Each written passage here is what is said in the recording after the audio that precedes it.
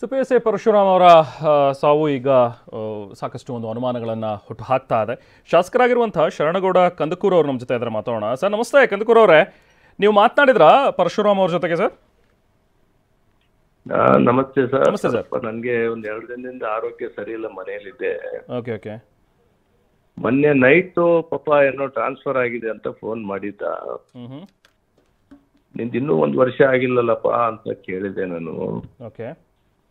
ಏನು ಸರ್ ಎಲ್ಲ ಸರ್ಕಾರದ ಪಾಲಿಸಿ, ನನಗೆ ಈ ತರ ಆಗಿದೆ ಅಂತ. ಒಬ್ಬ ಒಳ್ಳೆ ಎಫಿಷಿಯಂಟ್ ಆಫೀಸರ್, ಯಂಗ್ ಆಫೀಸರು, ಎಲ್ಲ ವರ್ಗದ ಜನನ ಮತ್ತು ಸಾಮಾನ್ಯ ಜನ ಪೊಲೀಸ್ ಸ್ಟೇಷನ್ಗೆ ಹೋದ್ರೂ ನ್ಯಾಯ ಕೊಡಿಸ್ತಕ್ಕಂಥ ಒಬ್ಬ ಪ್ರಾಮಾಣಿಕ ಅಧಿಕಾರಿ 1 ವರ್ಷನೂ ಆಗದೆ ಇರುವಾಗ ಈ ಪಾಲಿಸಿನ ಏನಪ್ಪ ಅಂದ್ರೆ ಸರ್ಕಾರ ಸಂಬಂಧಪಟ್ಟ ಮಂತ್ರಿಗಳಾಗ್ಲಿ ಇವ್ರನ್ನ ಉಳಿಸ್ಬೋದಾಗಿತ್ತು. ಯಾಕಂತಂದ್ರೆ 1 ವಾರದಿಂದ ಮತ್ತೆ ಪ್ರಿಯಾಂಕ್ ಖರ್ಗೆ ಅವರಿಗೆ ಭೇಟಿ ಆಗಿತ್ತು, ಎಲ್ಲ ವಿಷಯನ ತಿಳಿಸಿದ್ರು. ಸರ್ ನಂದಿನ್ನೂ 1 ವರ್ಷ ಆಗಿಲ್ಲ, ದಯಮಾಡಿ ಉಳಿಸ್ಕೋಬೇಕು ಅಂತ ತಿಳ್ಕೊಂಡ್ರು. ಮೊನ್ನೆ ಪ್ರಿಯಾಂಕ್ ಖರ್ಗೆ ಅವರು ಏನೋ ಕಲಬುರಗಿ IGP ಒಂದು ಫೋನ್ ಮಾಡಿ 1 ವರ್ಷ ಆಗಿಲ್ಲ, ಈ ಅಪ್ಪನ ಕಂಟಿನ್ಯೂ ಮಾಡಂತ ಮುಗಿದಿದ್ರೆ ಈ ಘಟನೆ ಎಲ್ಲ ನಡೀತಿದಿಲ್ಲೇನೋ ಅಂತ ನಂದೊಂದು ಅಭಿಪ್ರಾಯ.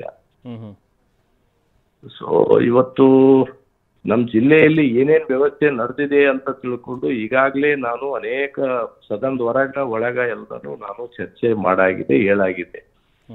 ಕಾರಣ ಇದೆ, ಬರ್ತಕ್ಕಂಥ ಅಧಿಕಾರಿಗಳು ಹತ್ರ ಎಲ್ಲರೂ ದುಡ್ಡುಗಳನ್ನ ಕೇಳ್ತಕ್ಕಂಥದ್ದು. ದುಡ್ಡು ಎಲ್ಲಿ ತೆಗಿಬೇಕು?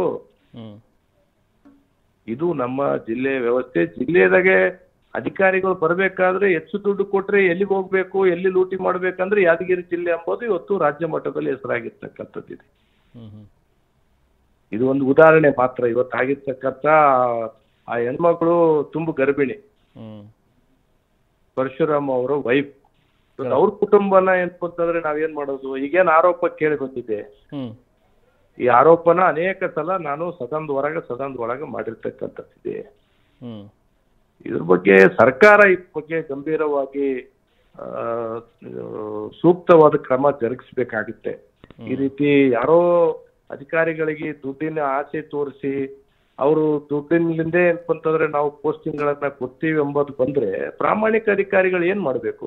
ಅಂದ್ರೆ ಕನಕೂರ್ ಅವರೇ, ಈಗ ಸರ್ ಅವ್ರ ವೈಫು ಕೂಡ ಹೇಳ್ತಾ ಇದ್ದಿದ್ದು, ಒಂದು ಅವರ ಪೋಸ್ಟಿಂಗ್ಗೋಸ್ಕರ ಲಂಚ ಕೇಳಿದ್ದಾರೆ ಅನ್ನುವಂಥದ್ದು, ಅಥವಾ MLA ಗೋಸ್ಕರ ನೀವು ದುಡಿತಾ ಇದ್ದಾರೆ, MLAಗೇನೆ ತಂದು ದುಡ್ಡಿನ ಊಟ ಆಗ್ತಾ ಇದ್ದೀರಾ ಅನ್ನೋದನ್ನು ಕೂಡ ಅವ್ರು ಕೇಳಿದ್ರು. ಅಂದ್ರೆ MLA ಥ್ರೂವಿಂದ ಇವರಿಂದ ಬೇರೆ ಬೇರೆ ಕೆಲಸ ಮಾಡಿಸೋದು, ದುಡ್ಡು ತರಿಸೋದು ಆ ಥರದ್ದು ಆಗ್ತಾ ಇದೆ ಅಂತನಾ, ಅಥವಾ ಇವ್ರು ಲಂಚ ಎಕ್ಸ್ಪೆಕ್ಟ್ ಮಾಡಿದ್ರು, ಲಂಚ ಕೊಟ್ಬಿಟ್ಟು ಪೋಸ್ಟಿಂಗ್ ಆಗ್ತಾ ಇತ್ತು, ಈ ಥರ ಆಗಿರುವಂಥದ್ದು ಸಮಸ್ಯೆನಾ ಇದು ಕಂದಕೂರ್ ಅವರೇ, PSI ಅವರ ವಿಚಾರದಲ್ಲಿ? ಇಲ್ಲ, ಈಗ ಅವ್ರ ಕುಟುಂಬದವ್ರು ಹೇಳ್ತಕ್ಕಂಥದ್ದು ನಮ್ಮನ್ನ ಕಂಟಿನ್ಯೂ ಮಾಡೋದಕ್ಕೆ ದುಡ್ಡು ಏನಂದ್ರೆ ಕೇಳಿದ್ದಾರೆ ಶಾಸಕರು ಎಂಬುದು ಅವರ ಕುಟುಂಬದ ಶ್ವೇತಾ ಅವರು ಆರೋಪ ಇತ್ತು, PSI ಅವ್ರ ಪತ್ನಿಯವರು. ಕರೆಕ್ಟ್ ಆಯ್ತಾ? ಈಗ ಅದ್ರ ಬಗ್ಗೆ ಈಗ FIR ಮಾಡಿ ತನಿಖೆ ಮಾಡ್ತೀವಿ ಅಂತ ತಿಳ್ಕೊಂಡು ಹೇಳ್ತಾ ಇದ್ದಾರೆ. ಇದು ಒಬ್ಬ ಪ್ರಾಮಾಣಿಕ ಅಧಿಕಾರಿ ಪರಶುರಾಮು ಕೇವಲ ಟ್ರಾನ್ಸ್ಫರ್ಗೆ ಮತ್ತು ಉಳಿಯೋದಕ್ಕೆ ಅಂತಂದ್ರೆ ಸಾವು ಆಗ್ತದಂತಂದ್ರೆ ಪ್ರಾಮಾಣಿಕ ಅಧಿಕಾರಿಗಳು ಎಲ್ಲಿ ಕೆಲಸ ಮಾಡಕ್ಕಾಗುತ್ತೆ? ಸರಿ, ಜಿಲ್ಲೆಯಲ್ಲಿ ಮಾಡಕ್ಕಾಗುತ್ತಾ? ಈ ಸರ್ಕಾರದಾಗ ಮಾಡಕ್ಕಾಗುತ್ತಾ? ಯಾರು ಹೊಣೆಗಾರರು? ರಾಜಕಾರಣಿಗಳು ಹೊಣೆಗಾರ ಅಥವಾ ಮೇಲಾಧಿಕಾರಿಗಳು ಹೊಣೆಗಾರ? ನಾವು ಆರಿಸಿ ಬಂದವ್ರು ಏನ್ ಉತ್ತರ ಕೊಡ್ಬೇಕು ಸಾರ್ವಜನಿಕ ಜೀವನದಲ್ಲಿ? ನಾವು ಯಾರೋ ಒಬ್ರು ಮಾಡಿರ್ತಕ್ಕಂಥ ತಪ್ಪಿಗೆ ನಾವೆಲ್ಲರೂ ಕಳ್ಳರಾಗ್ಬೇಕಲ್ಲ. ಬಗ್ಗೆ ಸರ್ಕಾರ ಬಹಳ ಗಂಭೀರವಾಗಿ ಇದ್ರ ಬಗ್ಗೆ ಮಾಡ್ಬೇಕು. ಯಾಕಂತಂದ್ರೆ ಈಗ ಯಾರೋ ಶಾಸಕರು ಮತ್ತಾರೋ ಮುಖಂಡರುಗಳು ಅಂತಂದ್ರೆ ಇಲ್ಲಿ ದುಡ್ಡು ತಗೊಂಡು ಮಾಡ್ತಾರ ಎಂಬ ಆರೋಪ ಏನಿದೆ, ಮಾನ್ಯ ಗೃಹ ಮಂತ್ರಿಗಳಿಗೆ ಈಗ ಪತ್ರ ಬರ್ದಿದ್ದೀನಿ ನಾನು. ಇದು ಉನ್ನತ ಮಟ್ಟದ ತನಿಖೆ ಆಗ್ಬೇಕು. ಸರಿ, ಅವ್ರ ಕುಟುಂಬಕ್ಕೆ ಪರಿಹಾರ ಕೊಡ್ಬೇಕು.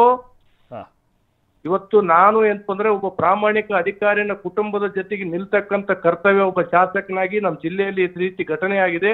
ನನ್ನ 2 ತಿಂಗಳ ಸ್ಯಾಲ್ರಿಯನ್ನು ಆ ಕುಟುಂಬಕ್ಕೆ ಇವತ್ತು ನಾನು ಕೊಡ್ತಾ ಇದ್ದೀನಿ ನಾನು. ಓಕೆ. ಥ್ಯಾಂಕ್ ಯು ಕಂದಕೂರ್ ಅವರೇ, ತಮ್ಮ ಜೊತೆ ಮಾತನಾಡಿದ್ರೆ. ಇದು ಶರಣಗೌಡ ಕಂದಕೂರ್ ಅವರ ಮಾತು. ತಮ್ಮ 2 ತಿಂಗಳ ಸ್ಯಾಲ್ರಿಯನ್ನು ಕೂಡ ನಾನು ಕುಟುಂಬದವರಿಗೆ ಕೊಡ್ತೀನಿ ಅನ್ನುವಂಥದ್ದು ಮಾತುಗಳನ್ನು ಕಂದಕೂರ್ ಅವರು ಹೇಳಿದ್ದಾರೆ.